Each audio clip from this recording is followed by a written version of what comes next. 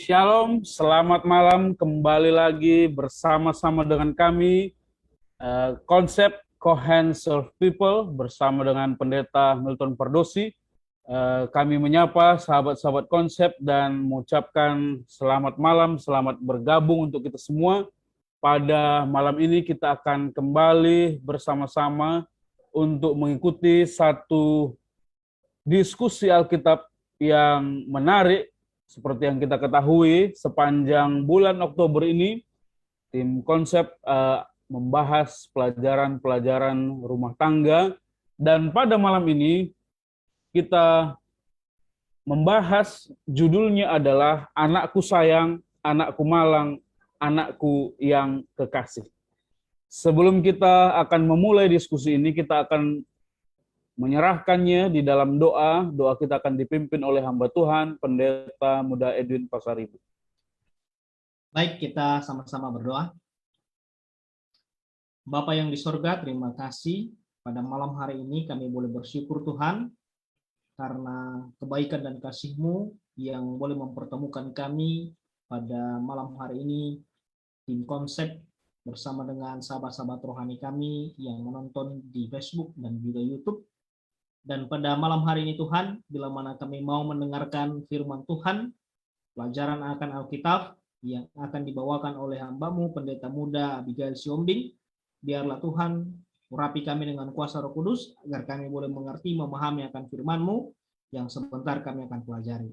Berkati juga hamba-Mu, Pendeta Siombing, yang akan menyampaikan, kuasa dari surga menjadi bahagian daripadanya. Begitu juga perangkat yang kami gunakan, internet, laptop, gadget yang kami gunakan, boleh berjalan dengan baik Tuhan, sehingga acara ini boleh berjalan dengan baik, dan nama Tuhan boleh ditinggikan. Kami serahkan semuanya ke dalam tangan-Mu Tuhan acara ini, dan dua pengharapan kami, di dalam nama Yesus kami berdoa mengucap syukur. Amin. Amin. Puji Tuhan, pada malam hari ini kita akan mendengarkan materi dari diskusi Alkitab kita pada malam ini yang akan dibawakan oleh hamba Tuhan Pendeta Muda Abigail Siombing. Hamba Tuhan ini melayani di Gereja Masa Advent Hari Ke-7 daerah Kalimantan Timur dan bertugas tepatnya di daerah Kalimantan Tengah di Jemaat Yerusalem Puruk Cahu. Dan hamba Tuhan ini akan membawakan materi yang boleh kita saksikan bersama, dan tentunya setelah materi ini kita dengarkan, kita akan bersama-sama jika sekiranya sahabat-sahabat konsep yang kami kasih memiliki pertanyaan-pertanyaan yang bisa kita diskusikan agar kita boleh terberkati pada malam hari ini. Waktu dan tempat kami persilahkan kepada Pendeta Muda Abigail Siombing.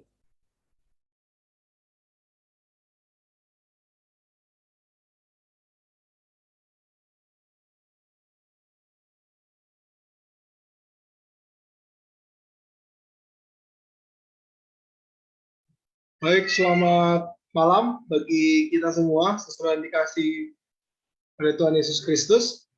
Kita bersyukur kepada Tuhan karena kita boleh bertemu kembali sahabat-sahabat konsep dalam acara diskusi Alkitab Live bersama dengan konsep Cohen Serve People. Baik, boleh izinkan saya share screen.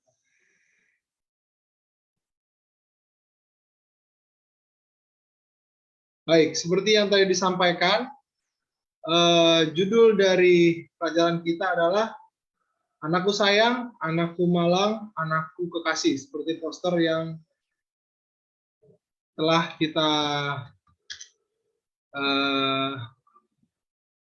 lihat bersama ya di poster yang di-share oleh konsep. Baik, bolehkah host izinkan saya untuk share screen? Saya tidak bisa share screen dari tempat saya.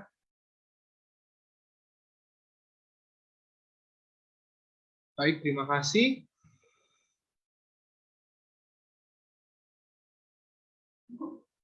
Baik, judulnya adalah Anakku Sayang, Anakku Malang, Anakku Kasih.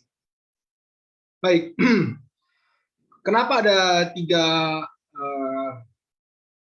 kata anakku yang digambarkan di sini. Nanti kita akan coba lihat bersama-sama apa maksud dari judul ini. Tetapi berbicara mengenai keluarga, berbicara mengenai rumah tangga, ya memang konsep atau bahkan saya sendiri dari segi pengalaman memang masih belum bisa berbicara banyak. Saya secara pribadi masih baru punya satu anak yang usia juga masih 3 tahun.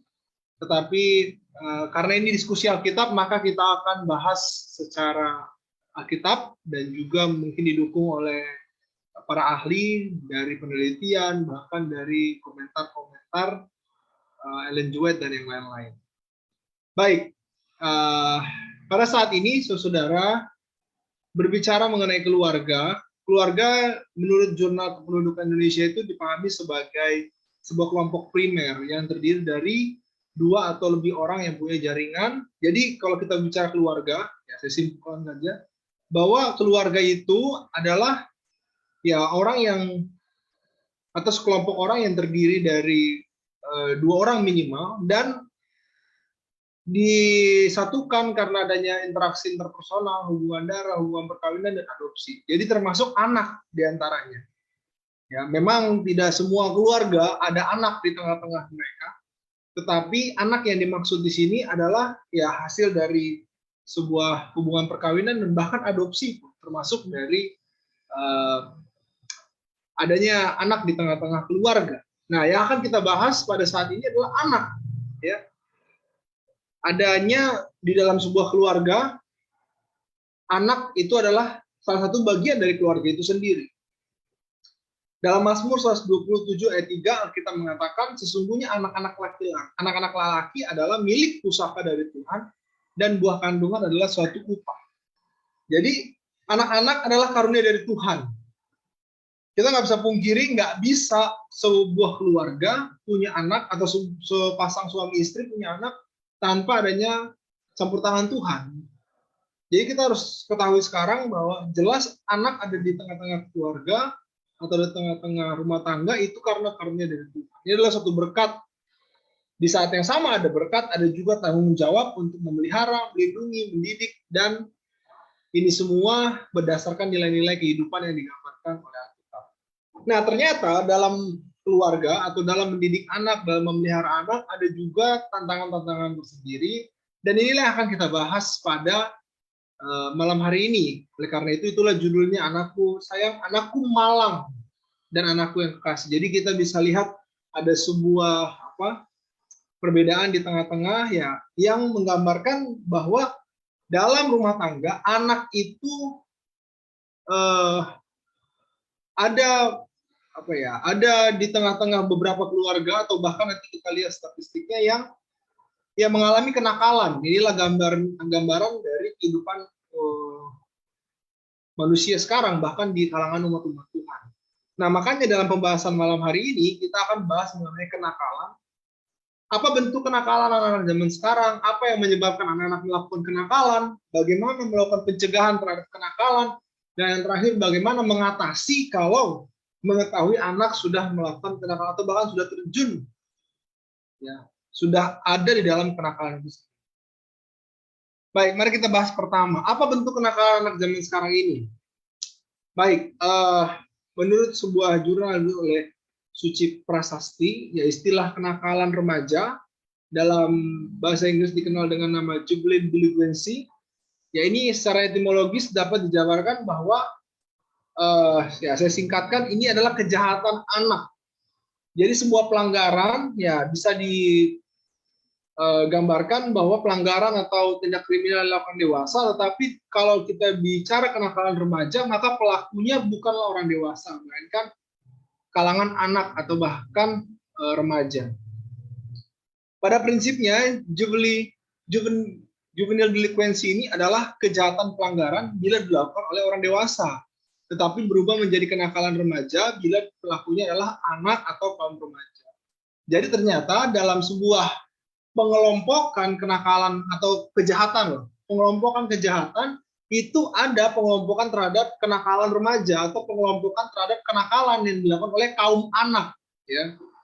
Orang-orang yang masih dalam usia-usia anak atau usia remaja. Nah, ini kalau menurut statistik di bawah usia dewasa yaitu 20 tahun ya. Baik, menurut BPS, Badan Pusat Statistik terkait kenakalan remaja, data menunjukkan adanya peningkatan kenakalan remaja dari tahun ke tahun. Ini secara keseluruhan ya. Tren kenakalan remaja ini,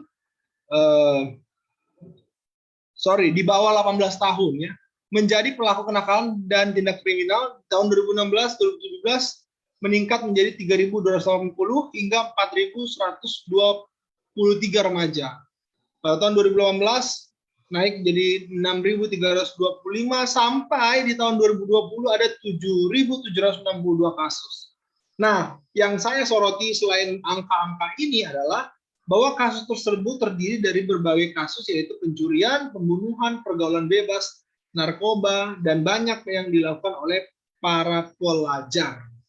Jadi sangat disayangkan sekali, ya mudah-mudahan ini tidak tergolong anak-anak dalam keluarga yang menyaksikan tayangan ini ya. Tetapi ini adalah kenyataan, ini adalah fakta yang kita lihat dari data yang dipaparkan oleh berbagai badan pusat statistik atau bahkan jurnal dan lain sebagainya. Tetapi Alkitab sebelum ini ada sudah dikatakan dalam Roma 1 ayat 29-30 ya. Jadi ini tidak hanya digambarkan oleh data-data yang tadi saya sudah sampaikan, bahwa ternyata dalam Alkitab pun sudah digambarkan. Dalam Roma 1:29-30 mengatakan bahwa manusia penuh dengan rupa-rupa kelaliman, kejahatan, keserakahan, kebusukan, penuh dengan dengki, pembunuhan, perselisihan, muslihat, kefasikan. Mereka adalah pengumpat, pemfitnah, pembenci Allah, kurang ajar, congkak, sombong, pandai dalam kejahatan, dan yang saya bold di sini adalah tidak taat kepada orang tua. Ya, ini berarti terkait kepada para kaum anak. Dalam 2 Timotius 3 ayat 1 dan 2, ketahuilah bahwa pada hari terakhir akan datang masa yang sukar. Manusia akan mencintai dirinya sendiri dan menjadi hamba uang. Mereka akan menjual, menyombongkan diri, mereka akan menjadi pemfitnah, mereka akan berontak terhadap orang tua. Dan kalau kita baca bahwa mereka akan berontak terhadap orang tua, berarti ini juga terjadi atau dilakukan oleh kaum anak. Dan tidak tahu berterima kasih, tidak memperdulikan agama. Baik, nah ini yang menarik. Apa yang menyebabkan anak-anak tersebut melakukan kenakalan berdasarkan fakta dan juga Alkitab sendiri sudah mengatakan. Nah, saya akan membacakan beberapa berita-berita atau artikel terkait kenakalan remaja dan penyebabnya. Pertama, ada sebuah berita mengatakan viral, siswa pukul cleaning service, psikolog singgung kesalahan pola asuh. Jadi kalau saya baca beritanya ini, ada seorang anak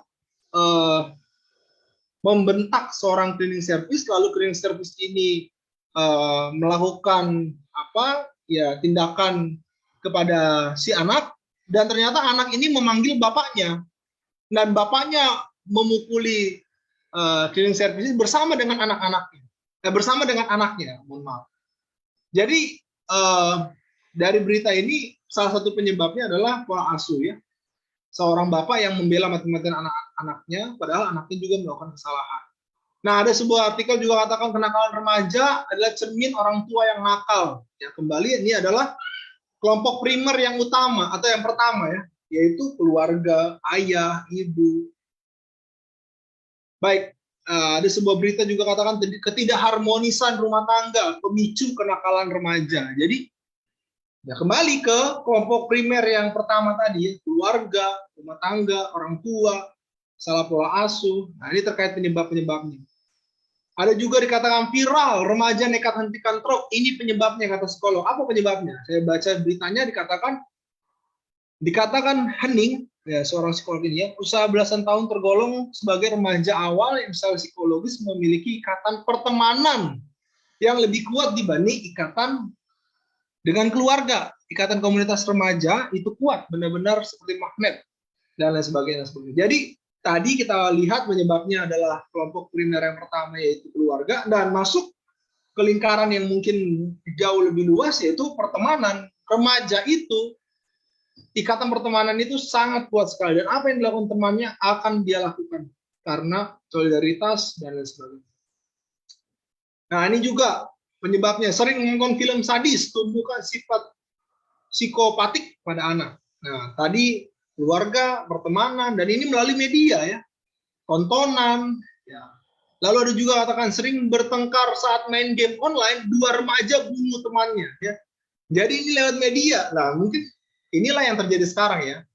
Artinya ya pola asuh kembali juga teman-teman, salah pergaulan. Tetapi lihat lewat media sekarang bahkan apa yang kita pikir dimudahkan ternyata dampak buruknya juga luar biasa besar ya. Game online, film-film yang ya kalau kita tidak awasi mungkin anak-anak kita akan melihat film-film yang belum tentu itu adalah sesuai usia dengan mereka.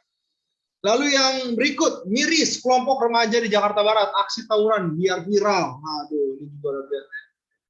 Jadi saudara lihat penyebab-penyebabnya ini yang terjadi. Nah, saya coba simpulkan penyebab kenakalan remaja. Pertama, secara internal dalam diri bahwa mereka memiliki krisis identitas ya. Remaja mencari jati diri. Lalu yang kedua adalah kontrol diri yang lemah. Nah, secara eksternal ini yang nanti mungkin kita akan soroti bahwa pertama, kurangnya perhatian dan kasih sayang orang tua atau keluarga. Ini terkait pola asuh dan sebagainya. Yang kedua, pengaruh lingkungan ya, pertemanan, ya, lingkungan sekolah, ya. Lalu yang keempat, pengaruh media sosial, ya, idola. Ya, kalau dia mengidolakan petinju ya mungkin dia suka bertinju ya. Lalu game online dan yang terakhir adalah kurangnya pemahaman agama. Baik, sebelum saya lanjut pelajaran kita pada malam hari ini terkait kenakalan, saya akan membagikan satu kesaksian yang akan mendukung materi kita pada malam hari ini ya. Ini kesaksian nyata dari seseorang yang mungkin saya katakan pelaku dari kenakalan remaja. Baik, mari kita saksikan bersama.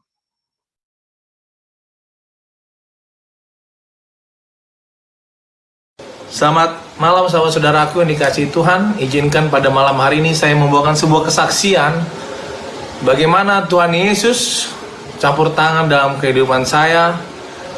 Terlebih dahulu perkenalkan nama saya adalah Suhadi Pardumuan. Saya adalah salah satu anggota jemaat dari Gereja Masyarakat Advent Hari ke-7 di DKI Jakarta.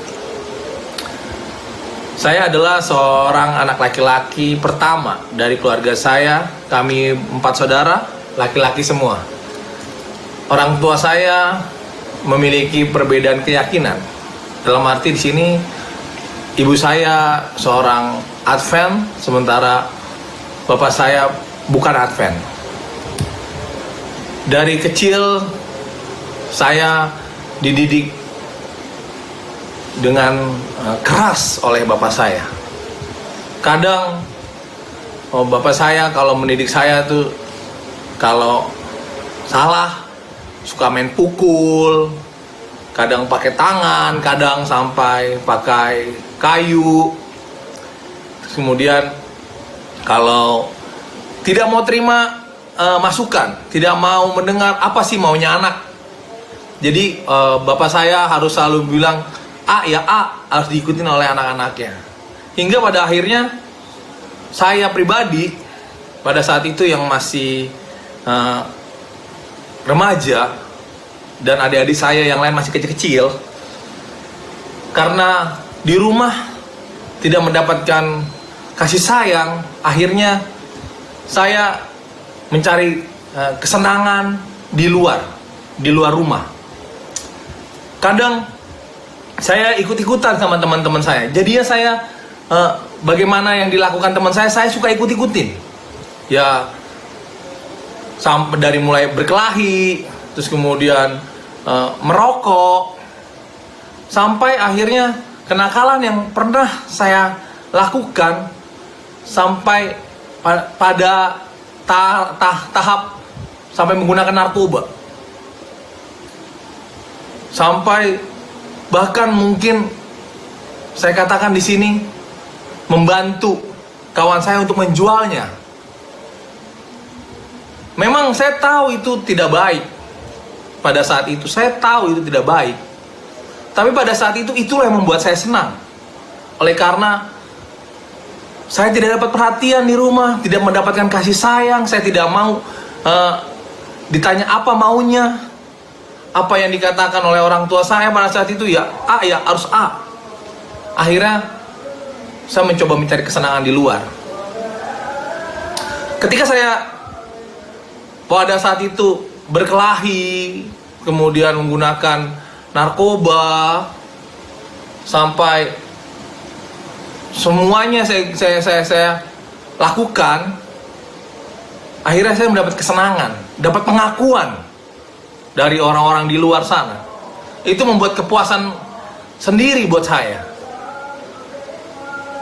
Jadi itulah yang saya dapatkan, oleh karena saya akui itu adalah karena bagaimana orang tua saya tidak sejalan, tidak sepaham dalam mendidik anak-anaknya. Hingga pada suatu ketika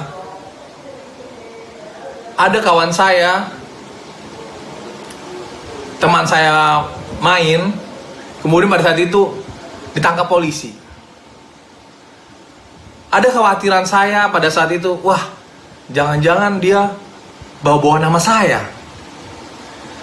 Hingga akhirnya pada saat itu memang orang tua saya, dari mama saya memang sudah pada saat itu tidak tahan lagi bagaimana menghadapi saya.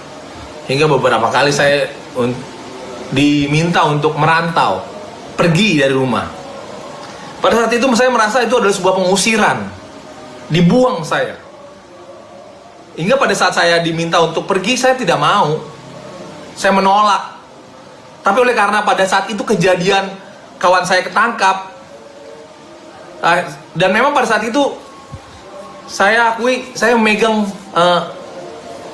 barang atau narkoba yang pada saat itu kawan saya titipkan pada saya pada saat itu. Jadi ketika saya disuruh untuk merantau, pada saat itu saya menolak. Tapi ketika pada saat kejadian malam itu, saya langsung minta sama mama saya, "Mak, saya ingin pergi dari Jakarta ini, saya pengen merantau." Akhirnya orang tua saya menyetujui. Tapi pada dasarnya pada saat itu saya ingin pergi kabur. Bukan karena ingin merantau oleh karena suruhan oleh mama saya, tapi saya pada saat itu ingin kabur. Takut saya.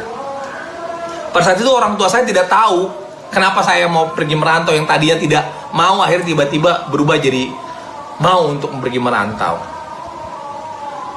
Dan saya akhirnya pergi ke kota Batam. Di Batam, ketika pertama saya menginjakkan kaki saya di kota Batam, pada saat itu ya ini tempat yang baru buat saya.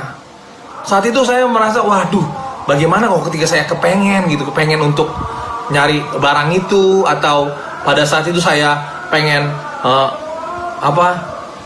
beli. Oleh karena pada saat saya tidak punya pekerjaan, saya tidak punya penghasilan. Beda waktu pada saat saya dengan orang tua saya bisa berbohong dengan orang tua saya untuk mendapatkan barang itu, atau saya boleh minta sama teman-teman saya. Tapi pada saat saya di Batam, saya tidak punya siapa-siapa, saya tidak punya uang. Akhirnya saya tidak bisa mendapatkan barang itu, jangankan pakai barang itu. Sampai saya untuk membeli rokok saja pada saat itu, saya harus mengambil puntung-puntung dari jalanan. Sehingga pada saat saya ada pada titik itu, saya mulai merasa, wah, menderita sekali saya. Dimana ditambah lagi pada saat itu pekerjaan saya awalnya adalah di Batam, tidak punya pekerjaan. Saya dititipkan oleh abang sepupu saya. Saya bekerja sebagai kuli bangunan, kemudian saya sebagai supir di bawa-bawa pasir. Saya akhirnya di situ berpikir, oh, menderita sekali ternyata saya di sini. Berbeda ketika saya berada di Jakarta saat itu. Pada saat itu saya mulai merasakan kesendirian. Disitulah titik terendah hidup saya pada saat itu. Akhirnya mulailah saya menyendiri, memberikan waktu untuk merenung. Saya mulai membaca Alkitab. Saya kemudian memahami arti hidup, setiap malam saya mulai renungan sendiri, kemudian memahami setiap kutipan-kutipan Alkitab yang saya bacakan. Dan akhirnya saudara tahu, hidup saya mulai berubah pelan-pelan. Akhirnya yang tadinya saya hanya seorang supir membawa pasir, kemudian saya entah Tuhan memberi jalan bagaimana saya tidak tahu, tiba-tiba ada saya bertemu dengan kawan, ditawarkan pekerjaan yang lebih baik. Kemudian bertemu lagi kawan, ditawarkan lagi pekerjaan lebih baik lagi, hingga akhirnya saya mendapat pekerjaan sebagai seorang guru di sekolah swasta, menjadi guru olahraga. Disitulah mulai titik kebangkitan saya. Saya pahamin bahwa perjuangan sampai di titik itu tidak mudah, tapi Tuhan memberikan jalan buat saya. Tuhan menuntun saya, tetapi oleh karena bisikan Tuhan, dorongan Roh Kudus Tuhan, akhirnya saya mau meninggalkan setiap perbuatan-perbuatan buruk saya di Batam. Akhirnya saya mulai aktif dalam kegiatan-kegiatan pemuda di Batam. Akhirnya saya mulai aktif dalam setiap kegiatan-kegiatan di gereja. Sampai akhirnya saya mulai semua meninggalkan gaya hidup yang lama saya. Di sini saya ingin sampaikan kepada saudara-saudara yang menyaksikan video saya ini, apabila kita mau mendengarkan bisikan Tuhan dan kita mau berkomitmen dan konsisten dalam menjalankan komitmen kita untuk mau setia, mau dekat pada Tuhan, Tuhan akan tunjukkan jalan buat kita. Dan saya juga mau memberikan saran untuk setiap orang-orang muda atau orang-orang tua yang mendengarkan kesaksian saya. Baiklah, kita orang-orang muda untuk selalu berjalan bersama Tuhan di jalan yang baik, di jalan yang benar, agar kiranya kita tidak mendapatkan kesulitan, agar kiranya kita selalu menjadi berkat, baik untuk orang-orang sekitar kita atau mungkin yang lebih luas lagi. Kiranya demikian kesaksian saya. Biar akhirnya kesaksian ini menjadi berkat untuk setiap saudara-saudara yang mendengarkan. Terima kasih, Tuhan memberkati.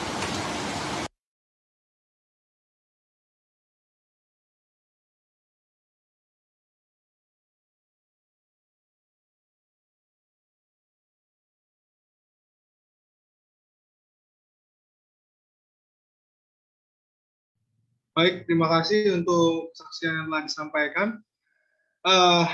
Melihat ya kesaksian tadi itu udah terkait penyebab dan ya asal muasal ya kenakalan yang dilakukan baik dari segi internal maupun eksternal.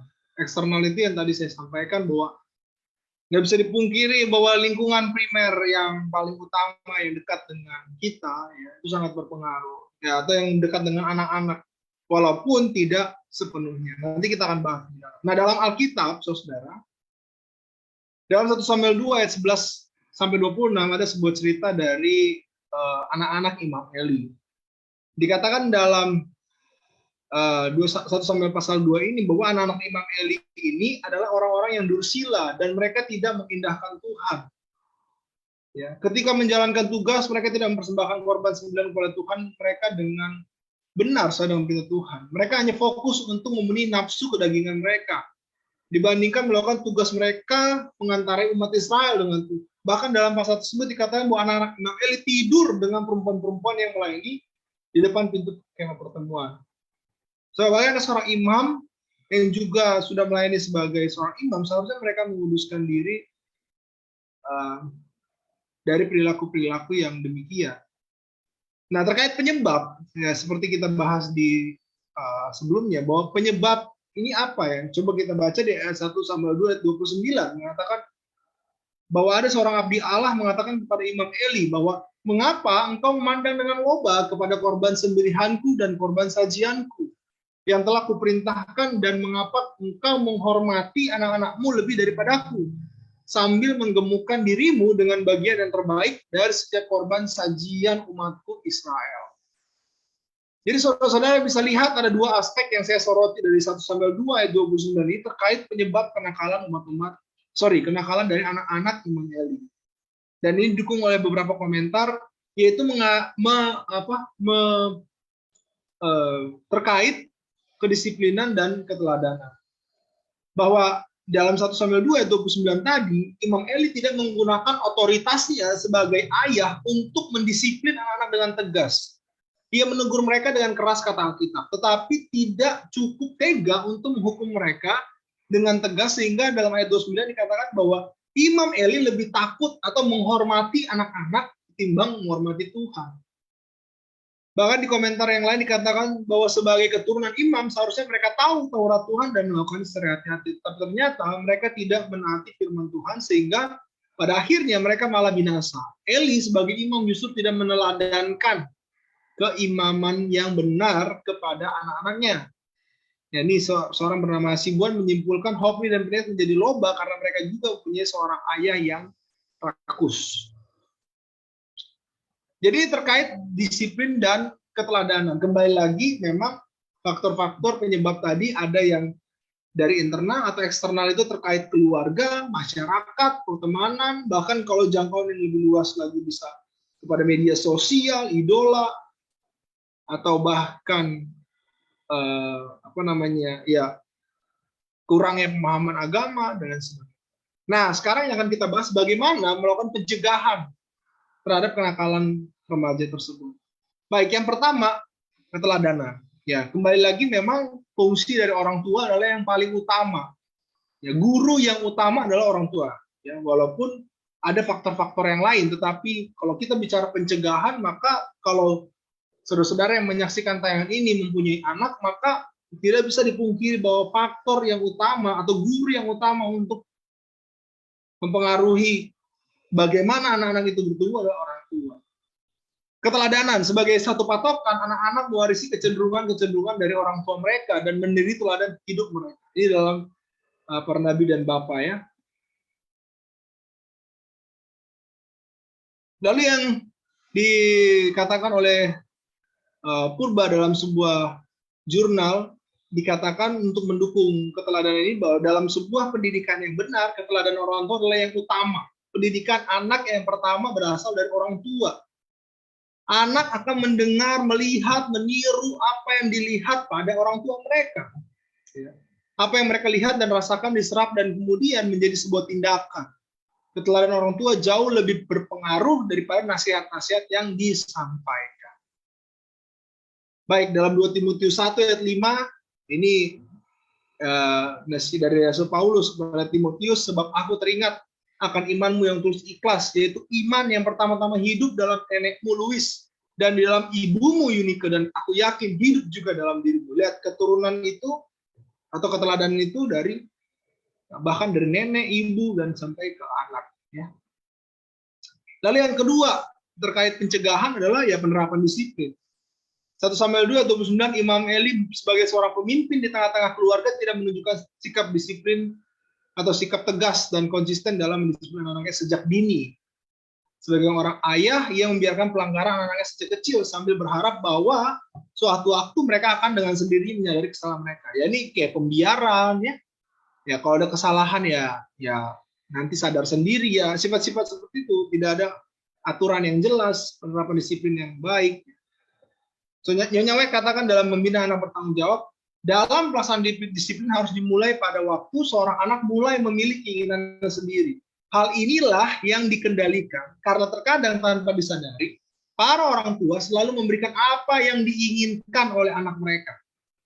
Oleh karena itu, bayi sekalipun pada saat menunjukkan satu keinginan yang keras, jika itu tidak dikendalikan ke dalam suatu wewenang yang bijaksana, maka iblis akan menguasai hati, pikirannya, dan menimbulkan kecenderungan yang jahat. Jadi, ya bayi sekalipun ya usia yang masih sangat kecil, kalau dia punya keinginan dan tidak dikendalikan atau tidak diarahkan, itu akan bertumbuh. Dia seperti sebuah bibit yang ya bertumbuh nanti kalau sudah besar. Baik, terkait pencegahan. Yang ketiga adalah pengenalan akan Tuhan. Ya, sama dari membina anak bertanggung jawab, dari Nyonya White mengatakan, oleh sebab itu janganlah ia melewatkan kesempatan untuk menolong mereka menjadi lebih bijaksana dalam pengetahuan akan kitab suci. Hal ini akan berbuat lebih banyak daripada apa yang kita sadari untuk menghalangi rencana setan. Jikalau anak-anak sejak kecil diperkenalkan kepada kebenaran firman Allah, maka sebuah penghalang terhadap kejahatan didirikan, dan mereka akan sanggup menghadapi musuh-musuh dengan kata-kata ada tertulis. Jadi pengenalan akan Tuhan, pengenalan akan kebenaran firman Tuhan itu seperti sebuah benteng, seperti sebuah tameng untuk pertahanan mereka. Ulangan 6 ayat 4-9, dengarlah ya Israel, Tuhan itu Allah kita, Tuhan itu Esa. Kasihlah Tuhan Allahmu dengan segenap hatimu, dengan segenap jiwamu, dan dengan segenap kekuatanmu. Apa yang kuperintahkan kepadamu hari ini, haruslah engkau perhatikan, haruslah engkau mengajarkannya berulang-ulang kepada anak-anakmu, terkait pengenalan, saudara, kepada anak-anak, dan membicarakannya apabila engkau duduk, dan lain sebagainya, dan sebagainya. Baik, ya ada sebuah komentar juga dari seorang yang bernama Rix, mengatakan sesungguhnya tidak dapat dipastikan, ya memang tidak dapat dipastikan bahwa seorang yang setia pada waktu kecil akan menjadi umat Tuhan yang setia pula hingga dia dewasa. Jadi ya nggak bisa dipastikan, memang ya kecilnya baik, nanti besarnya juga baik, nggak bisa dipastikan. Akan tetapi tentu kebiasaan-kebiasaan yang baik yang dimulai sejak dini akan membuat kecenderungan-kecenderungan jahat pada waktu dewasa akan semakin berkurang.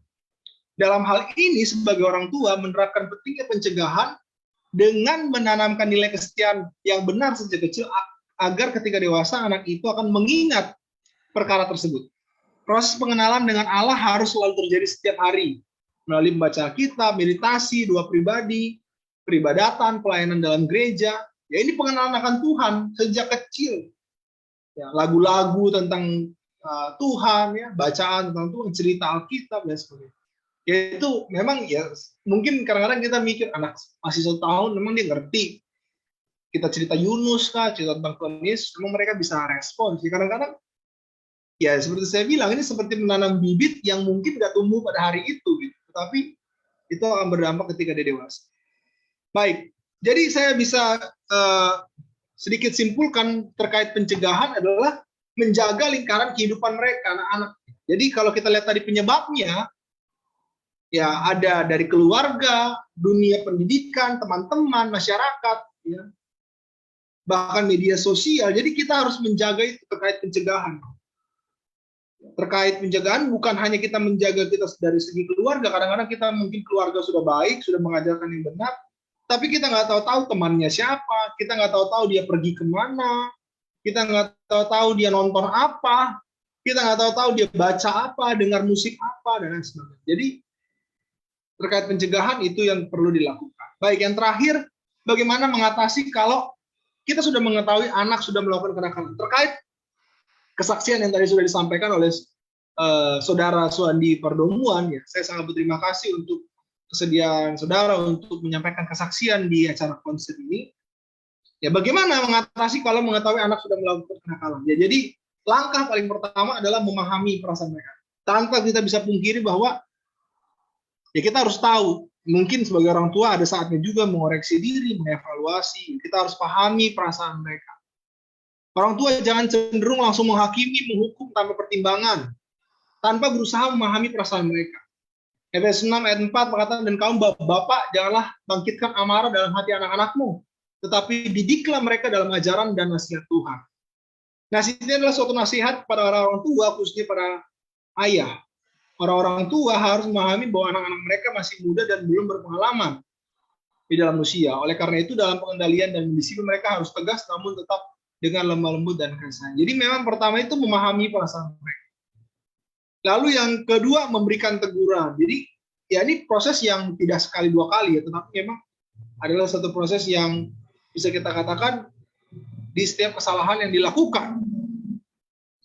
Ya, jadi ini pun yang dilakukan oleh Imam Eli ya. Imam Eli juga melakukan teguran kepada anak-anaknya. Lalu yang ketiga, nah ini kalau dia sudah terjun atau sudah, ya seperti cerita dari Suandi Pardomuan tadi ya, yang sudah, mohon maaf ya, saya ulangi, ya sudah datuk ke narkoba ya, bahkan bisa dikatakan akhirnya harus mengalami penderitaan dari segi ekonomi, dari segi fisik, ya, dari segi mental, dari segi yang lain-lain juga ya. Nah, kadang-kadang kalau kita lihat dari kisah Lukas 15 ini tentang anak yang hilang ya, ada satu waktu di mana kita membiarkan anak mengalami akibat dari kesalahannya. Ya, kalau kita baca dalam Lukas 15 ayat 15 sampai 17, ini adalah saat di mana anak yang hilang itu kembali ke titik nol. Dikatakan dalam Lukas 15 ayat 15 sampai 17, lalu ia pergi dan bekerja pada seorang majikan di negeri itu. Orang itu menyuruhnya ke ladang untuk menjaga babinya. Lalu ia ingin mengisi perutnya dengan ampas yang menjadi makanan babi itu, tetapi tidak seorang pun yang memberikannya kepadanya. Lalu ia menyadari keadaannya, katanya, betapa banyaknya orang upahan bapakku yang berlimpah-limpah makannya, tetapi aku di sini mati kelaparan. Jadi sama seperti kesaksian tadi ya. Ya, mungkin di rumah makan tinggal makan ya. Seperti cerita saudara Suandi pada umum tadi ya. Mungkin di rumah ada uang bisa kita buat jajan, tidur di kasur yang enak, tapi karena kenakalannya dia harus pergi kerja jadi tukang pasir ya. Bahkan jadi kuli bangunan. Dan tetapi ya mungkin di situ juga saat dimana kita bisa memahami bahwa ya ini kembali ke titik nol seperti anak yang hilang itu, dan akhirnya kembali kepada Tuhan. Membina kehidupan abadi, katakan dalam 152, dalam perempuan anak yang hilang digambarkan pelakuan Tuhan Allah kepada orang yang pernah mengenal kasih Bapa, tetapi telah mengikuti si penggoda untuk menawan mereka menurut kehendaknya. Tetapi kasih Bapanya yang besar membayangi anak yang hilang ini, sehingga itu yang menyadarkannya untuk dia dapat kembali pulang. Lalu terkait kalau anak sudah terjun atau sudah masuk ke lembah kekelaman ya, sudah nakal, yang bisa saya sampaikan salah satunya adalah yang keempat, dikeluarkan dari komunitas jahat. Jadi kalau kita sudah tegur, kita sudah berusaha pahami dia, ya, bahkan kita biarkan dia mengalami akibat dari kejahatannya, tapi dia tidak dikeluarkan dari komunitas jahatnya, ya pengaruh itu akan tetap masuk. Amsal 23, 19-22 katakan, hai anakku, dengarlah dan jadilah bijak. Tunjukkanlah hatimu ke jalan yang benar. Janganlah engkau ada di antara peminum anggur dan pelahap daging. Karena si peminum dan si pelahap menjadi miskin, dan kantuk membuat orang berpakaian compang-camping. Jadi ya ini sama seperti orang yang kecanduan narkoba. Ya ini sering disampaikan oleh orang-orang BNN ya. Kalau dia mau keluar dari kecanduannya, salah satu yang paling berpengaruh dari kesembuhannya adalah dia harus keluar dari komunitasnya. Dia minimal pindah rumah atau dia pindah kota kalau bisa, supaya dia ketemu lagi sama teman-temannya. Karena itu juga nanti yang akan membawa dia kepada kejahatan yang sama. Lalu yang terakhir, bergumul dalam doa bersama Tuhan. Jadi ini dalam memberikan pengajaran ini termasuk daripada orang tua. Kita harus meminta Tuhan untuk masuk dan memerintah dalam hati mereka, sementara orang tua melakukan tugas yang berat dan menurut tanggung jawab Tuhan harus diutamakan dalam doa bersama dengan anak-anak. Roh Kudus akan datang untuk mengingatkan dan menginsyafkan manusia dari dosa dan kesalahan jika manusia tersebut datang dan meminta roh itu untuk memerintah di hati mereka. Jadi inilah pembahasan yang bisa saya sampaikan terkait pelajaran kita pada malam hari ini. Saya kembalikan kepada pembawa acara. Amin. Puji Tuhan atas satu materi yang begitu indah yang boleh kita dengarkan pada diskusi Alkitab kita pada malam ini, dan tentunya sebuah kesaksian juga yang menjadi berkat bagi konsep sendiri dan juga semua sahabat-sahabat konsep yang mendengarkan secara live di saudara Suandi Pardomuan.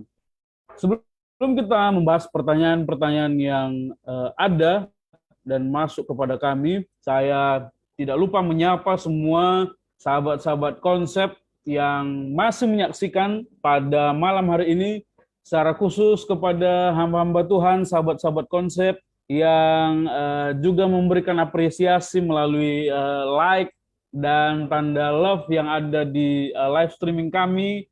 Saya menyapa Ibu Novianti Tumorang, Ibu Hotland Siburian, Saudari Lavita Siburian, lalu ada juga Pendeta Lucio Dias Fernandes ya yang jauh dari Timur Timur, dan juga ada Ibu Yuli Hutajulu, dan tentunya kami tidak lupa menyapa Ibu Nur Hayati Atik dan Bapak Letus Tarung Anggraha. Dua hamba Tuhan ini cukup setia menjadi penonton dan mengikuti semua konten-konten konsep yang ada. Dan di kolom chat Facebook kami bisa lihat Pak Letus Tarung Anggraha memberikan pertanyaan yang bisa kita diskusikan pada malam ini. Pertanyaannya, bagaimana cara agar kekerasan yang kita alami sewaktu kita kecil tidak terulang kepada anak-anak kita? Ya, karena pendidikan pada zaman dahulu itu sangat keras dan penuh dengan hukuman fisik. Ya, ini juga disinggung tadi di kesaksian dari saudara Perdemuan. Ya, tentunya kita sama-sama tahu di dunia pendidikan juga hal ini tetap menjadi kontroversi. Ya, kekerasan fisik apakah itu diperlukan atau tidak? Mungkin ini bisa direspon yang pertama oleh hamba Tuhan pemateri kita, Pendeta Muda Abigail.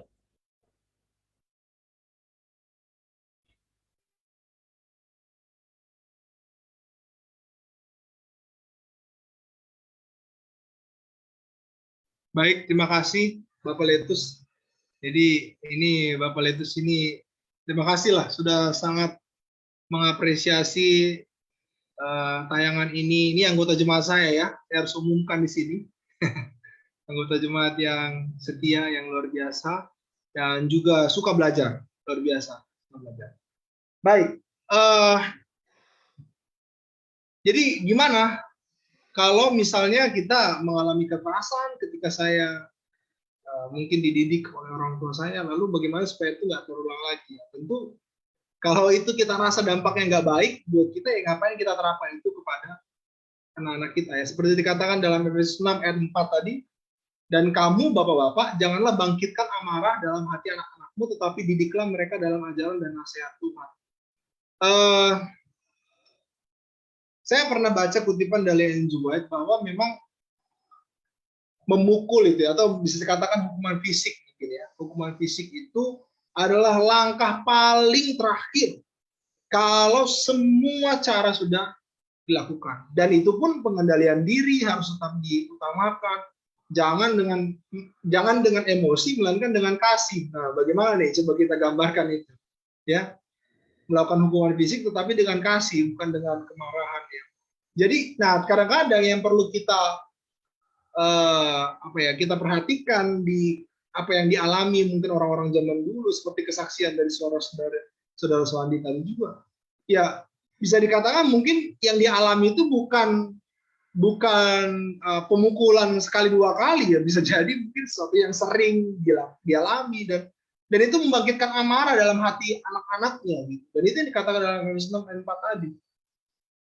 Ya, kalau menurut saya jika itu tidak baik atau tidak berdampak baik bagi saya ketika saya mengalami seperti itu dan orang tua saya, tentu itu tidak perlu kita terapkan kepada anak-anak kita ya. Kesabaran, pengendalian diri, lalu ya roh hikmat dari Tuhan, itu yang diutamakan ya. Jangan apa-apa langsung fisik, apa-apa langsung emosi. Jadi yaitu tantangan tersendiri memang dalam pendidikan dan Tuhan. Terima kasih. Amin. Terima kasih atas tanggapan yang sudah diberikan oleh Pendeta Muda Abigail ya tentang bagaimana hal itu harus mengingat akan pengendalian diri. Artinya jangan sampai motif-motif kekerasan yang diberikan dalam bungkus disiplin itu juga dibalut dengan perasaan emosi yang nanti efeknya akan cukup negatif terhadap perkembangan anak itu sendiri. Ya, saya juga memberikan kesempatan kepada hamba Tuhan Pendeta Muda Dwi Cahyono tentang pandangan pendeta mengenai hukuman fisik dalam rumah tangga, dalam disiplin orang tua terhadap anak-anak. Monggo pendeta. Ya, di Alkitab juga mengajarkan ada memang tentang hukuman fisik, gitu. Tapi pertanyaannya adalah apakah itu masih relevan pada zaman ini, begitu. Nah, di beberapa situasi itu masih relevan, ya, hanya di beberapa situasi saja. Tetapi sudah dikatakan tadi untuk pendeta dikatakan bahwa sebaiknya itu adalah sesuatu yang paling terakhir, kayak gitu. Karena ada cara yang lebih baik, yaitu di mana kita boleh, ya ini mungkin gini ya, pendidikan kita di orang tua dulu mengenai anak sudah pasti mereka jauh lebih sedikit dibandingkan dengan kita pada saat ini, di mana kita bisa belajar di internet, bahwa kan ada di situ belajar bagaimana cara mendidik anak, kemudian ada banyak tulisan-tulisan buku-buku di dalam gereja, banyak seminar-seminar, dan pasti itu lebih banyak pada zaman kita dibandingkan orang tua pada zaman dulu dapatkan. Artinya bahwa pada saat ini kita memiliki fasilitas untuk pendidikan masalah keluarga, masalah mendidik anak, itu jauh lebih baik. Oleh sebab itu, orang tua seharusnya itu dibekali dengan pengetahuan yang cukup ketika dia memasuki wilayah pernikahan, dia harus juga punya keahlian dalam mendidik anak. Oleh sebab itu, seorang yang mau menikah, mereka seharusnya belajar dulu bagaimana cara membangun rumah tangga yang baik dan juga termasuk mendidik anak. Sehingga ketika dia dikaruniakan anak oleh Tuhan, dia bisa memperlakukan karunia daripada Tuhan itu dengan sebaik mungkin. Dan cara yang terbaik untuk mengendalikan anak yang ketika saya baca dalam kitab suci maupun dan sebagainya, didiklah dalam kasih. Artinya sebaiknya anak itu taat kepada orang tua karena anak itu mengasihi orang tua, dan karena dia tahu bahwa orang tua itu mengasihi anaknya. Ya, jadi tidak datang dengan rasa takut dan sebagainya, tapi akhirnya mereka datang dengan rasa kasih dan dia paham bahwa orang tuanya mengasihi dia. Dan sebagai orang tua, seharusnya kita pada saat ini adalah juga menghormati anak, karena kebanyakan orang tua yang menuntut penghormatan terhadap dirinya daripada anak itu, ya gitu. Tapi jika kita menuntut penghormatan dan kasih kepada anak, maka kita perlu juga memberikan penghormatan dan kasih kepada anak itu. Karena tidak adil jika kita menuntut penghormatan dan kasih sementara kita tidak mau mengasihi anak itu. Jadi kekerasan fisik itu juga kekerasan tidak hanya fisik ya, tapi juga verbal juga. Oleh sebab itu kita perlu berhati-hati. Ya, perlu berhati-hati sebagai orang tua dan supaya anak-anak kita tidak mendapatkan kekerasan fisik maupun verbal. Kalaupun ada, itu paling terakhir untuk pendidikan. Terima kasih. Amin. Terima kasih Pendeta Muda Dwi Cahyono. Poin-poin yang disampaikan yang pertama tadi, baiklah jika memungkinkan kekerasan fisik itu menjadi cara terakhir dalam menghadapi situasi, khususnya di sini disiplin ataupun kenakalan. Lalu Pendeta Muda Dwi juga bicara tentang persiapan orang-orang sebelum mereka menikah, ya, bagaimana mereka harus punya referensi yang banyak, ya, mengenai bagaimana cara mendidik anak dengan baik, ya. Dan jika membandingkan dengan zaman, ya, sesuai dengan pertanyaan kita tadi, gimana zaman dulu itu banyak sekali kekerasan, zaman ini bagaimana, ya. Pendeta Muda Dwi juga bilang tadi seharusnya di zaman ini orang-orang tua sudah punya referensi yang lebih banyak, lebih baik, dan bisa menghindari kesalahan-kesalahan jika ada kesalahan-kesalahan dari cara pendidikan orang tua di waktu-waktu yang lalu, ya. Jadi saya pikir ini adalah satu hal yang menarik mengenai disiplin. Tentunya akan lebih menarik lagi kalau kita langsung bisa mendengar dari pembimbing kami, hamba Tuhan Pendeta Pardosi. Dalam hal ini mungkin saya lebih lengkapi pertanyaan ini, Sir. Ya, hukum fisik, ya. Dan pertanyaannya adalah bagaimana cara mendisiplin anak tanpa membangkitkan emosi atau amarah anak tersebut. Ya, kalau kita baca kitab Amsal, Raja Salomo bilang harus tidak boleh jangan menghemat rotan dalam bahasa kiasan. Kalau kata Rasul Paulus, jangan bangkitkan amarah anakmu. Jadi kadang-kadang waktu orang tua baca ini yang gimana caranya pendeta supaya tetap disiplin tapi jangan sampai anak sakit hati. Monggo, Sa. Baik, terima kasih ya. Salam jumpa dan terima kasih atas kehadiran sahabat konsep, juga pemateri kita Pendeta Muda Abigail yang sudah memaparkan satu pelajaran yang penting bagi keluarga-keluarga, khususnya yang keluarga muda ya, yang di Zoom ini para pendeta yang anaknya masih kecil-kecil atau yang sedang menunggu kelahiran anak ya. Jadi saudara berbahagia malam ini ya. Belum lahir anaknya sudah dapat pelajaran ya. Nanti setelah lahir anaknya pelajarannya bisa lupa gitu ya. Jadi diingat-ingatlah supaya jangan lupa ya. Baik. Tadi ada pertanyaan dari Pak Letus ya, Pak Letus ya. Nah, mungkin kalau saya bisa bertanya balik, kira-kira disiplin keras yang mana yang Bapak nggak suka waktu kecil? Nah, kalau Bapak nggak suka, ya jangan dilakukan sama anak kita, itu aja jawaban. Kalau ada yang Bapak suka, ya itu lakukan saja, nggak apa-apa. Tapi kalau Bapak nggak suka gitu ya, mungkin dengan orang tua di masa lampau, saya tuh paling nggak suka kalau sudah dipukulin, diapain, ya jangan lakukan yang seperti itu, Pak. Mungkin ada yang lain gitu. Nah, prinsip yang penting untuk kita pahami adalah disiplin itu tidak selalu dalam sifat kekerasan. Tapi bisa keras, tapi nggak dalam fisik gitu. Contohnya dia tidak boleh keluar kamar selama 1 hari gitu. Tapi diantar makanannya, jangan disuruh puasa 1 hari 1 malam gitu ya, jangan. Diantar makanannya. Ya, atau dia tidak boleh mengakses TV, komputer, HP, internet selama 1 hari atau 3 hari gitu ya. Nah itu kan disiplin keras juga. Tapi tidak selalu harus kepada fisik. Jadi pertanyaan kepada Pak Letus tadi itu, ya saya ulangi pertanyaan, bagaimana cara agar kekerasan yang kita sebagai orang tua alami di waktu kecil tidak terulang sama anak kita? Ya, karena pendidikan zaman dulu itu keras, penuh dengan hukuman fisik. Ya, mana yang saudara tidak suka, jangan lakukan sama anak kita.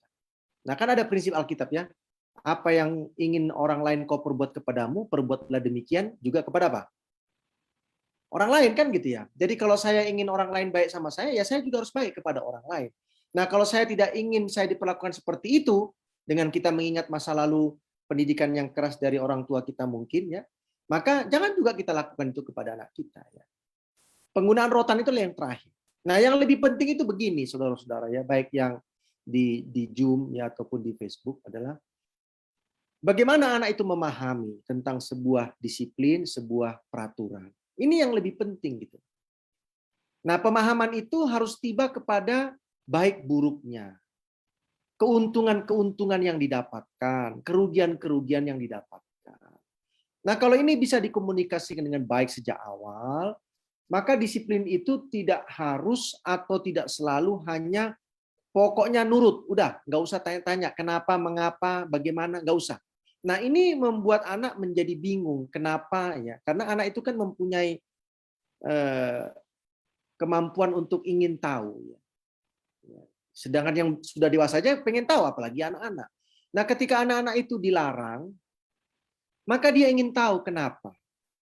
Apa alasannya? Mengapa? Bagaimana kalau dilanggar? Dan lain sebagainya. Nah, disinilah orang tua itu perlu apa? Mengulang-ulanginya. Baik secara teori maupun secara praktek. Secara praktek itu apa? Kita bawa anak kita itu ke tempat-tempat di mana pelanggaran disiplin yang orang tua terapkan itu sedang terjadi. Dan apa dampaknya? Apa dampaknya? Sehingga anak itu bisa melihat secara nyata bahwa inilah dampaknya kalau saya melanggar apa yang orang tua saya katakan. Contohnya, orang tua melarang untuk merokok. Gitu ya. Nah, kenapa dilarang merokok? Ya, apa dampaknya merokok itu? Kan kalau teori umpamanya sakit paru-paru, bisa kena jantung, apa itu kan teori. Tapi kita boleh bawa itu kepada sebuah praktek dengan kita izinkan anak itu melihat dampaknya itu.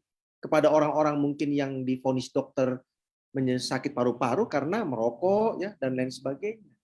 Jadi pengajaran itu bukan hanya sekedar teori, tapi juga sebuah apa? Sebuah praktek yang bisa dilihat. Karena disiplin itu kan bisa meresap di hati kalau dilihat, kalau didengar, ya, dan kalau dirasakan. Nah, kalau itu orang tua bisa lakukan sejak awal, maka semoga lah ya. Karena tadi kan pengaruhnya kan ada 3 ya. Satu kan keluarga, itu yang utama. Yang kedua, masyarakat, itulah pendidikan, lalu di mana kita tinggal. Lalu yang ketiga adalah agama.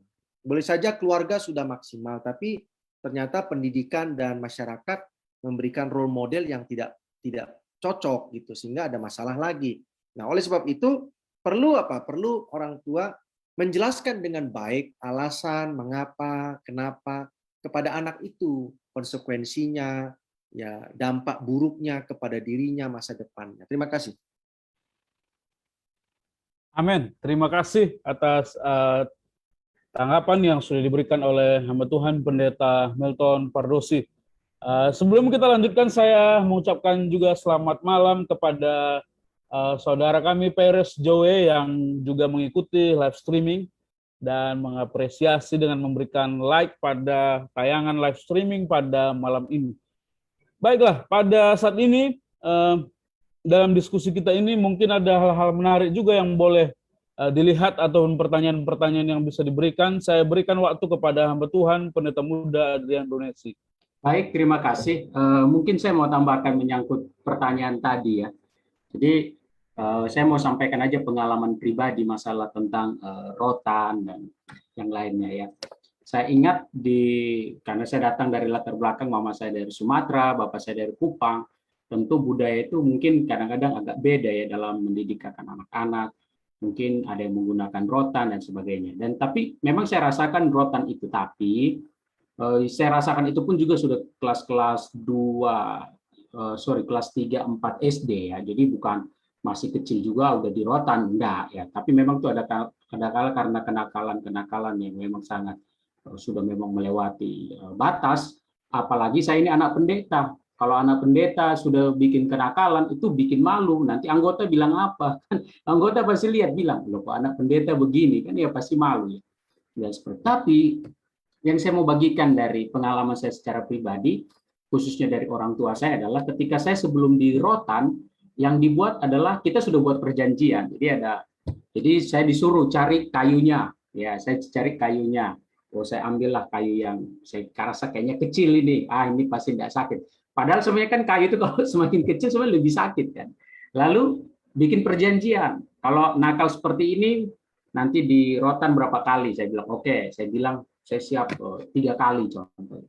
Tapi yang menarik yang saya rasakan di situ adalah sebelum saya di rotan kami berdoa dulu.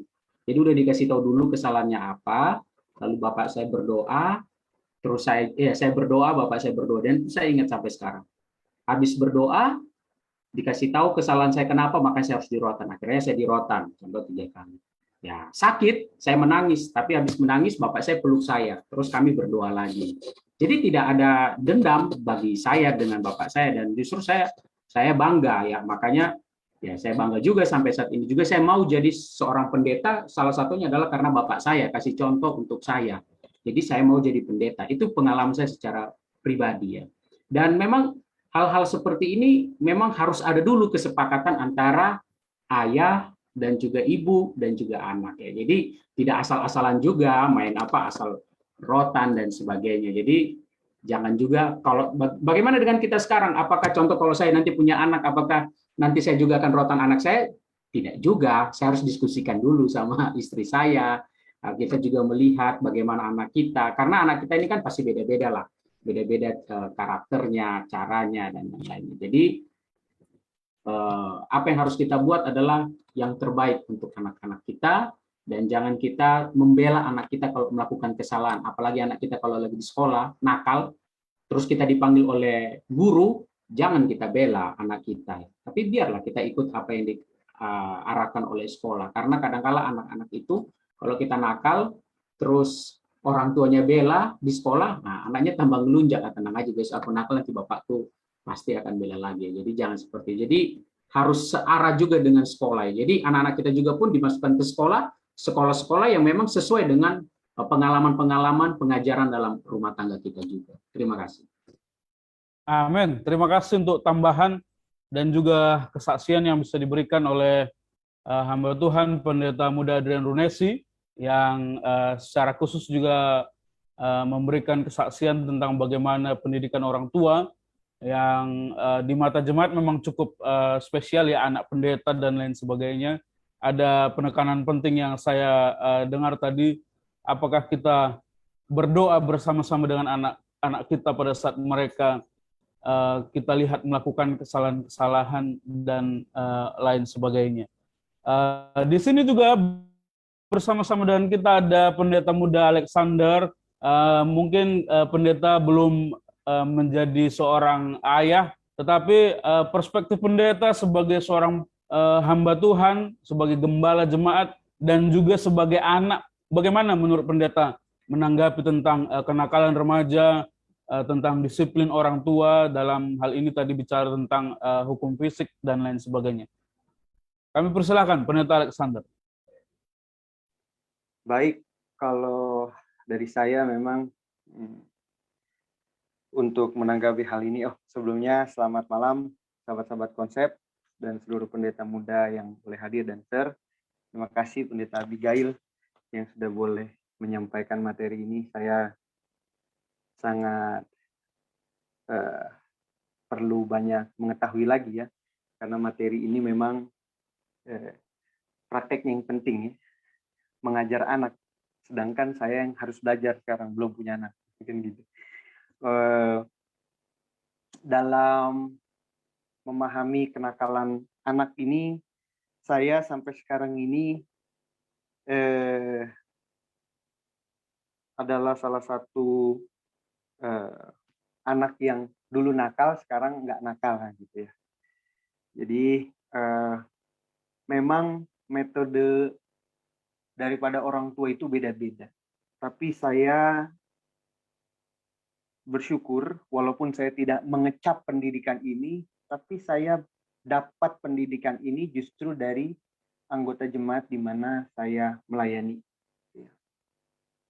Dalam skala mengantisipasi kenakalan remaja ini memang tidak dipungkiri semua tanggung jawab itu ada di orang tua. Dan sering sekali memang kalau saya dapati sebagai gembala, walaupun mereka belum melihat saya menikah, tetapi mereka masih mendengar kata-kata yang saya sampaikan, karena memang mereka pun memahami ini adalah gembala Tuhan.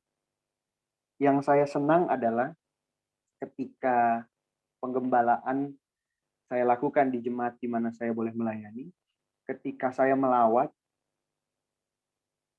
saya bisa lihat keluarga itu baik-baik adalah ketika istri, suami, dan anak-anak pada waktu pendeta melawat itu hadir semua.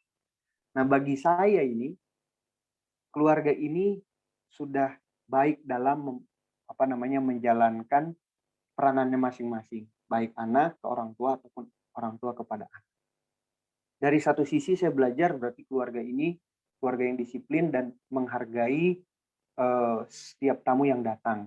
Dalam kategori ini mungkin saya ya, walaupun saya juga tetap telepon sehingga saya rindu mendoakan keluarga.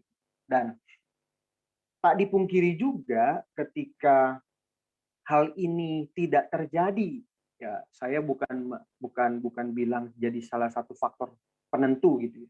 Tapi salah satu hal yang saya lihat ketika pendeta melawat, keluarganya tidak komplit. Nah, bagi saya ini kurang kurang pas gitu ya dalam mendidik anak-anak dari bagaimana komunikasi orang tua kepada anak.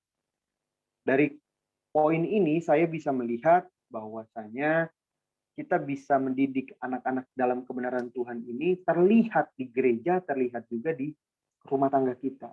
Untuk mengantisipasi itu memang tidak dipungkiri bahwa bagaimana orang tua ini membuat sebuah metode yang dimana mengajak anaknya itu menjadi sahabat bagi. Saya sangat senang melihat keluarga demi keluarga itu membuat anaknya itu jadi sahabat. Jadi sahabat dengan kata lain, dia percaya apapun yang dia sedang alami untuk menceritakan kepada orang tua. Dan saya suka melihat konsep ini ketika rumah tangga Advent melakukan hal-hal seperti ini. Jangan sampai keluarga yang ada dalam diri kita, justru anak kita ini tidak percaya untuk menceritakan kita kepada orang tua begitu atau kepada gereja.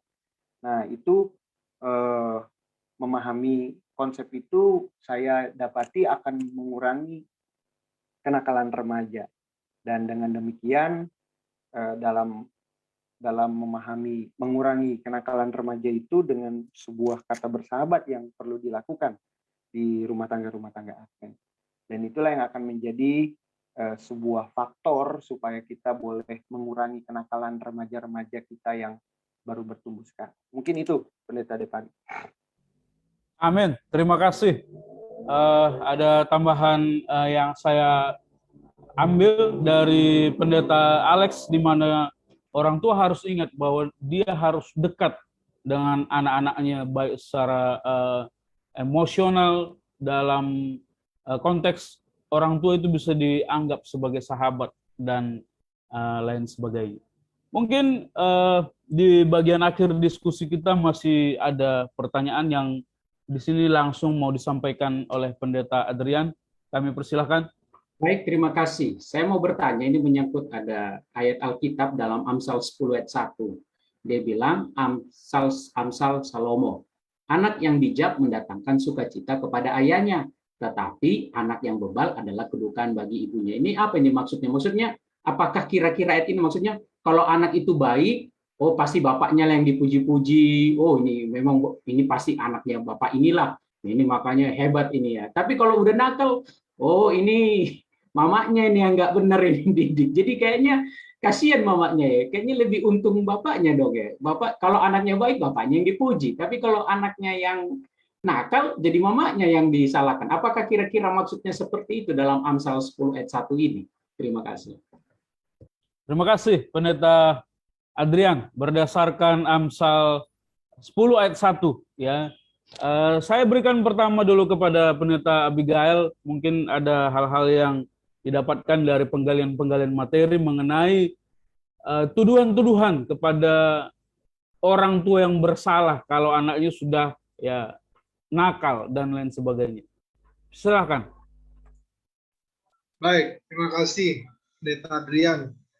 Jadi ya apa yang dituliskan oleh Amsal ini menurut saya relevan dengan apa yang kita alami sekarang ya. Jadi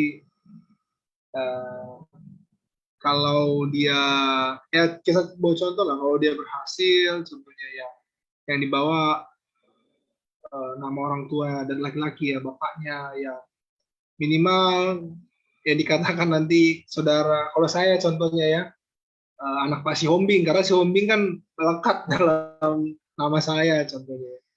Tetapi nggak bisa dipungkiri bahwa saya nakal juga.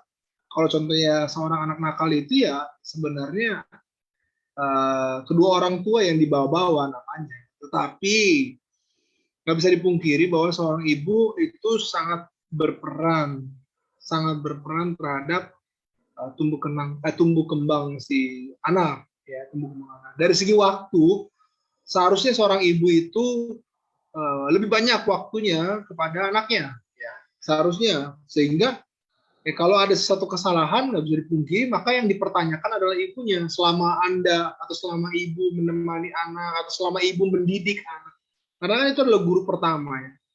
Selama ibu mendidik anak, kira-kira kenapa bisa sampai seperti ini? Apa penyebabnya? Apakah ada sesuatu yang dilewatkan ya, atau sesuatu yang mungkin bukan dilewatkan, terlewatkan gitu, tidak diperhatikan melalui apa yang dia tonton contohnya, atau apa yang dia pegang, atau kepada siapa dia bergaul.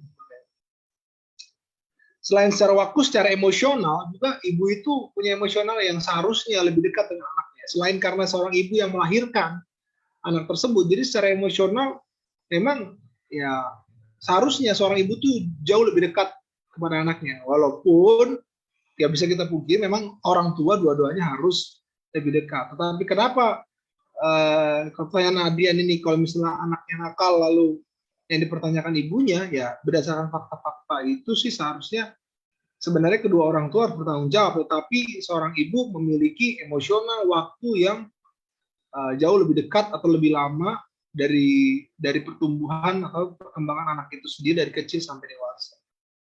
Mungkin itu sedikit tanggapan dari saya. Terima kasih. Terima kasih, Pendeta Abi. Jadi lebih banyak melihat dari pandangan-pandangan ataupun kebiasaan sosial ya. Jadi dalam budaya kita, budaya Timur, banyak beranggapannya memang seharusnya ibu jauh lebih dekat. Dan kalau ada kejadian-kejadian seperti kenakalan, mungkin dipertanyakan bagaimana ibu dan hubungan ibu terhadap anak tersebut. Jadi ini kondisi yang memang ada ya. Mungkin Pendeta Pardosi bisa tambahkan mengenai situasi tuduhan menuduh, Sir. Siapa yang salah ini kalau sudah nakal? Mungkin ini juga cukup menarik ya, apalagi bicara apakah bapak atau ibu. Baik, saya nggak mau nuduh siapa-siapa ya. Tapi dasarnya tadi kan sudah disampaikan pemateri, rumah tangga itu pertama. Jadi kalau anak itu ibarat sebuah bangunan, maka fondasinya itu yang membangun siapa? Orang tua kan? Nah, kalau fondasinya miring, ya ke atasnya pasti miring, betul nggak? Ya, walaupun mungkin masih bisa diusahakan supaya nggak terlalu miring, tapi ya karena fondasinya sudah miring, ya pasti akan ada kemiringan selanjutnya ke atas. Ya. Jadi terkadang orang tua itu merasa bahwa dia sudah memberikan yang terbaik pendidikan kepada anak-anak. Tapi mungkin orang tua itu lupa, ada yang hilang gitu ya. Contohnya disiplinnya bagus, ya semua fasilitas disiapkan, tapi waktunya nggak ada orang tua sama anak, kan hilang itu berarti. Ya.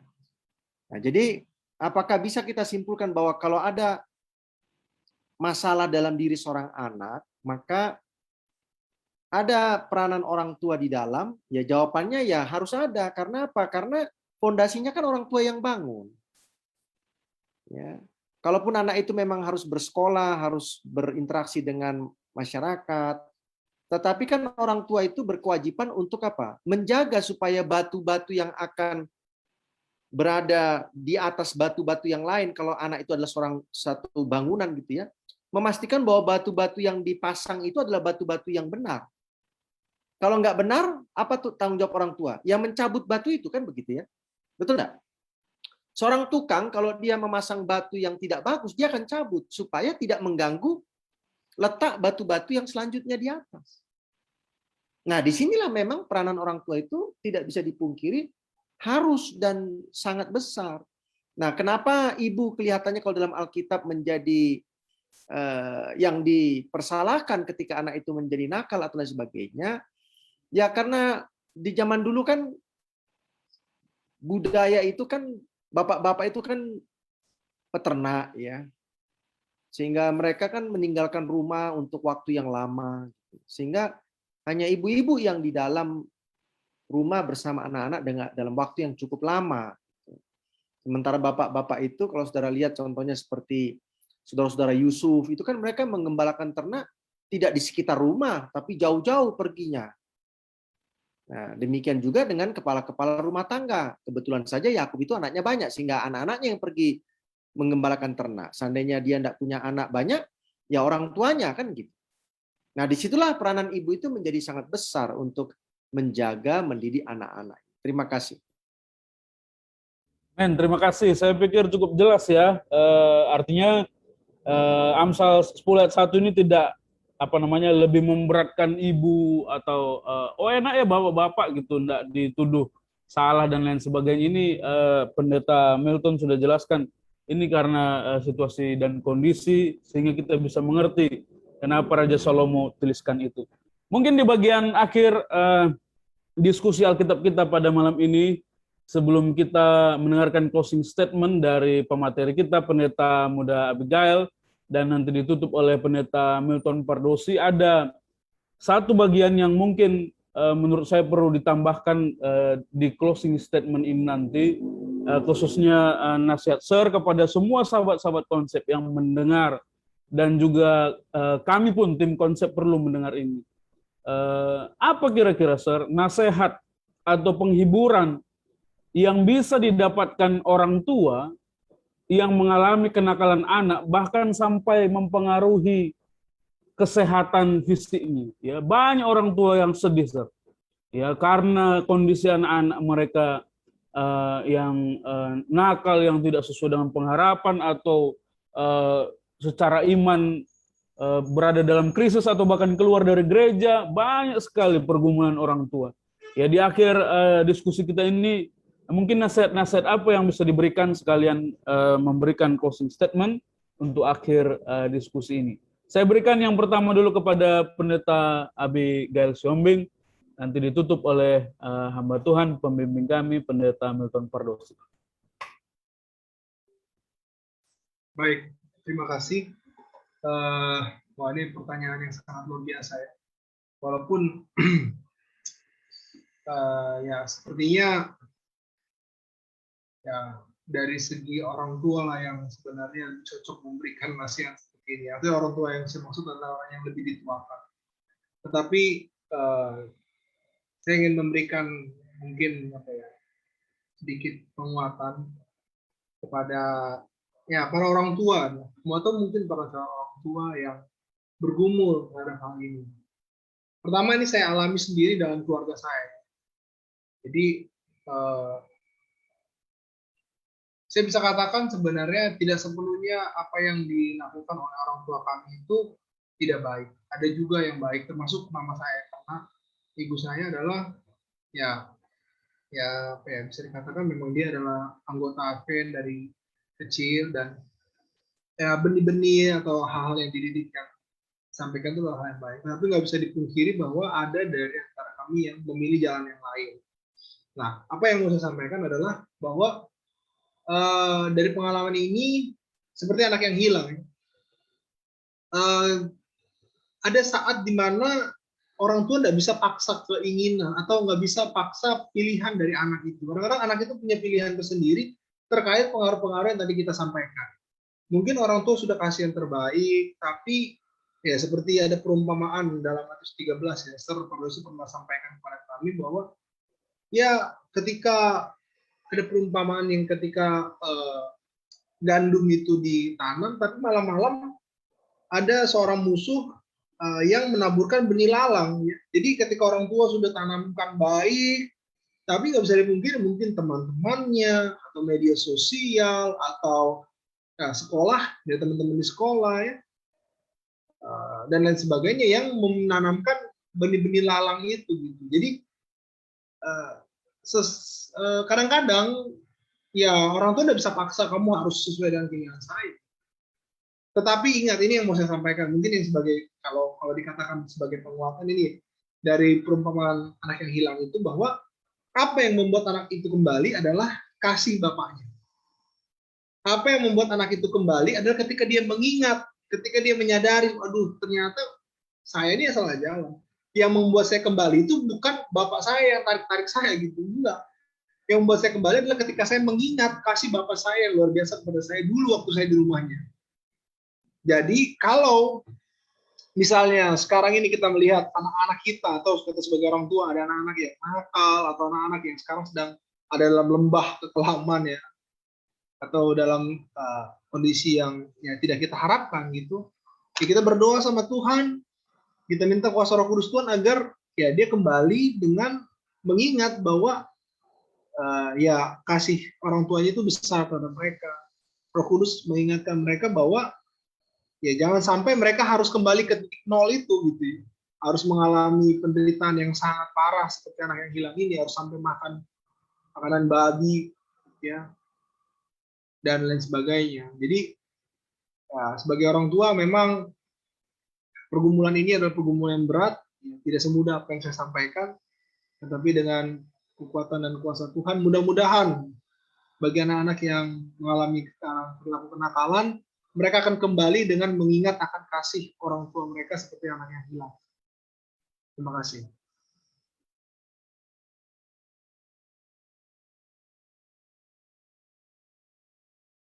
Silakan, Sir. Baik, anakku malang, anakku sayang. Setiap orang tua pasti mengharapkan anak-anaknya menjadi orang yang beriman, orang yang bermanfaat bagi masyarakat, orang yang berhasil. Tapi terkadang dalam perjalanan itu tidak semulus yang diidam-idamkan, tidak semulus yang diharapkan. Ada saja hambatan atau tantangannya, baik dari dalam diri sang anak maupun dari luar, ya, yang mencoba untuk menghalangi atau mengganggu. Nah, oleh sebab itu, hal yang pertama ya, para orang tua perlu satu kerjasama yang baik sekali antara suami istri ataupun orang-orang terdekat, keluarga dari orang tua untuk mempunyai visi sikap yang sama di dalam mendidik anak-anak. Ingatlah, anak itu seperti sebuah bangunan. Bentuk apa yang mau kita bangun, variasi apa yang mau kita adakan, maka itu bergantung kepada kita orang tua. Yang kedua, orang tua perlu banyak menyerahkan, mendoakan anak-anak itu kepada Tuhan. Supaya orang tua juga diberi hikmat, bimbingan dari sorga di dalam membesarkan titipan Tuhan. Ingat ya, anak-anak itu adalah harta yang dititipkan Tuhan, yang akan dipertanggungjawabkan nanti ketika kita masuk ke dalam kerajaan sorga. Nah, oleh sebab itu perlu kita kerjasama dengan sorga untuk mendidik, membesarkan titipan Tuhan itu. Karena itu adalah titipan Tuhan, jadi kita harus kerjasama dengan Tuhan. Nah, yang ketiga, seberat apapun mungkin kesalahan atau kenakalan anak-anak kita itu, selama nafas hidupnya masih ada, maka kesempatan tetap terbuka. Ya, tadi pemateri katakan, ingatlah seperti anak bungsu yang hilang itu ya. Sang ayah selalu menunggu dan mendoakan agar anaknya itu bisa apa? Bisa pulang. Jadi orang tua jangan patah semangat, jangan sampai kita katakan bahwa anak kita itu tidak akan pernah bertobat, lebih baik setelah dia mati saja. Tidak boleh begitu. Selama dia masih hidup, maka kita harus tetap berdoa. Mungkin secara wajah atau tatap muka kita tidak bisa bertemu karena dia mungkin berada di satu tempat yang kita tidak tahu. Karena mungkin dia memilih untuk meninggalkan rumah, tapi sebagai orang tua kita harus berdoa, paling tidak selalu doakan anak itu supaya satu saat dia akan pulang kembali dan menghidupkan keimanan yang dia pernah miliki bersama orang tua. Terima kasih banyak. Amin. Terima kasih banyak untuk closing statement yang sudah diberikan oleh pemateri kita dan juga pembimbing kami, Pendeta Milton Pardosi, yang boleh menjadi satu berkat bagi umat-umat Tuhan, sahabat-sahabat konsep yang mendengarkan dimanapun saja kita berada, baik yang menyaksikan secara live streaming pada malam ini, dan juga nanti boleh menyaksikan melalui platform YouTube untuk boleh diberkati melalui diskusi Alkitab kita pada malam ini.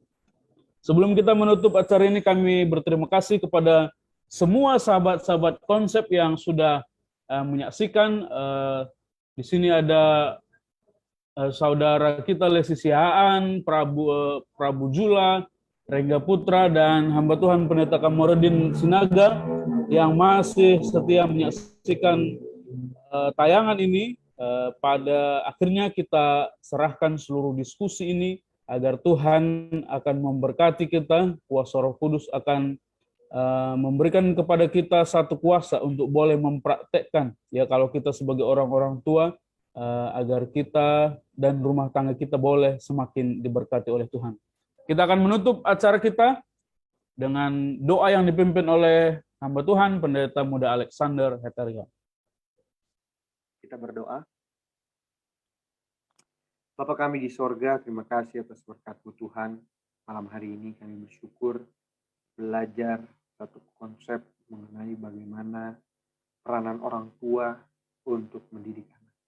Di mana orang tua melihat bahwa Tuhan telah menitipkan anak yang telah dianugerahkan kepada keluarga demi keluarga yang Tuhan percayakan kepada kami.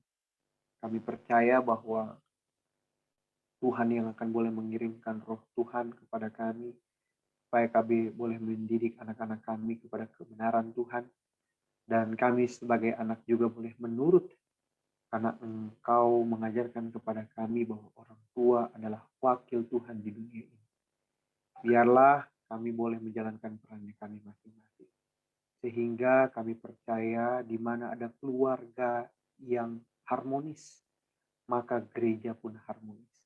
Kami berdoa untuk seluruh para anggota jemaat kami, seluruh para sahabat konsep kami Tuhan. Di mana ada keluarga-keluarga yang Tuhan telah lihat, biarlah Engkau berkati mereka, berkati anak-anak mereka. Segala hal-hal yang mereka harapkan, biarlah terwujud, nama Tuhan dapat dipermuliakan. Kami bersyukur, Pendeta Muda Abigail Siombing telah menyampaikan materi ini, biarlah Engkau yang akan boleh memberkatinya di dalam kehidupan pelayanannya, dalam kehidupan rumah tangganya, biarlah Engkau yang akan boleh berkuasa atas kehidupannya. Berserta juga dengan Pendeta Pardosi yang selalu dengan setia bersama dengan kami untuk mengajarkan kami, biarlah berkat yang bersama menjadi bahagia. Dan seluruh pendeta-pendeta muda yang boleh hadir pada saat ini, dan seluruh sahabat konsep kami. Terima kasih banyak Bapak. Saya persembahkan doa ini dalam nama Yesus kami berucap syukur. Amin. Amin. Terima kasih. Pada saat ini kami menyampaikan kepada semua sahabat-sahabat konsep untuk kembali menyaksikan diskusi Alkitab pada jam dan waktu yang sama di minggu depan. Minggu depan kita akan membahas rumah tangga, dan rumah tangga yang menjadi persiapan bagi rumah tangga di sorga. Dan pemateri kita adalah hamba Tuhan Pendeta Muda Jimmy Huta Barat. Jangan lupa di jam dan waktu yang sama. Terima kasih banyak. Tuhan memberkati. Sampai bertemu kembali.